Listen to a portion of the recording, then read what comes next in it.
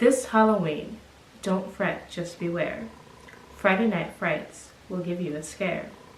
As I share these stories, I have a job for you. I can separate what's real and fake. But do you know the truth? Stick around for these Friday Frights and I shall share which horror stories were real and fake on Halloween night. I had been single for a long time, 4 years to be exact. Of course, I would do the typical meetups and one-night stands, but I wanted something steady, something more secure. All of my friends were on some type of online dating platform. They often urged me to join, but I didn't want to be viewed as desperate. However, the truth was, I was getting desperate. I had gone on a lot of first dates, but no one ever stuck around for a second date. I began to wonder, was it me? One night, after a long day of studying, I finally decided to try my hand at Tinder. A lot of my friends were meeting people from the app, so I decided, what's the harm in doing so? I signed up, set my location, and was good to go. Left swipe, left swipe, left swipe. I wasn't attracted to a single one of these females until Nevaeh. Ooh, swipe right. This girl was absolutely gorgeous. Her luscious brown hair, plump lips, and curvaceous hourglass body had me praying we would match. I swiped through a few girls to pass the time. I even matched with a couple of them, but no matter how cool these girls looked, none of them measured up to Nevaeh. Around 2 hours later, I received a notification on my phone. It was a match. I immediately tried to think of a million pickup lines I could use to impress this girl. In my head, they all sounded lame. So I knew I would sound too thirsty in person. I ended up going with a simple hey. I beat myself up for a little bit for not being more original, but I also didn't want to come off too strong.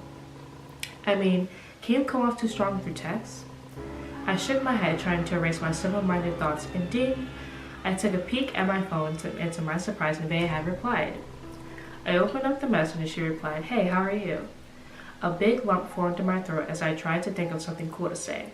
Instead, I just replied, good, how are you? To my surprise, those simple heys and how are yous turned into Nevaeh and I texting the entire night. We had so much in common. We were both the only children in our families. We both hadn't been in many relationships. We both went to schools in the same area. Nevaeh was absolutely perfect. Too perfect. The next week, I asked Nevaeh if I could get another picture of her. I mean, I had the pictures from her online profile. However, I wanted something more personal, something that was just for me. When I asked, Nevaeh responded, it would be so hard to see me. When I asked why, she stopped replying. Weird, I thought. But I didn't think too much into it. The next morning, Nevaeh texted me as normal, and since it was a weekend night, I thought I would ask if we could officially talk on Skype. Nevaeh agreed. I was stoked. I spent hours trying to figure out what I would wear on our Skype date. A tie? Too much. A wife beater? Not enough.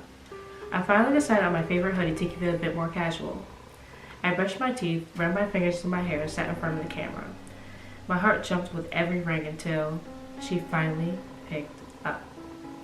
The background was completely dark. Nevaeh. I asked. Silence. Nevaeh. I stared intensely at the screen as though if I stared long enough, I would finally be able to see her face. More silence. I looked into the screen one last time before my finger was about to hit the end button. I'm so lonely, someone whimpered. Nevaeh, I'm so lonely. Someone screamed. I tapped the end button and slammed my laptop shut. I instantly texted Nevaeh to ask what was going on. She did not reply. A couple days later, after the weird Skype incident, I had not reached out to Nevaeh, and Nevaeh had not reached out to me. At this point, I started talking to 2 other girls. They were not as pretty as Nevaeh, but they weren't as creepy either. I gave both girls my number, and I was texting both of them pretty frequently. Ding! My phone went off, and I expected it to be one of those other girls. Instead, it was Nevaeh. Come over, the text read. What? Before this, she would ignore me after I asked her for pics and forget about video chat.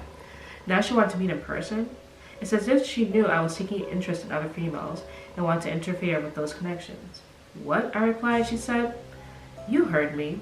I truly didn't know what to say, So I just said, okay. What I really meant was, yeah, okay. I knew any attempts to see Nevaeh would be cock-blocked by Nevaeh, so I didn't get my hopes up. She texted back, I'll send you the address tonight. I didn't text back. That day, I did some homework, settled into my bed, and put a movie on.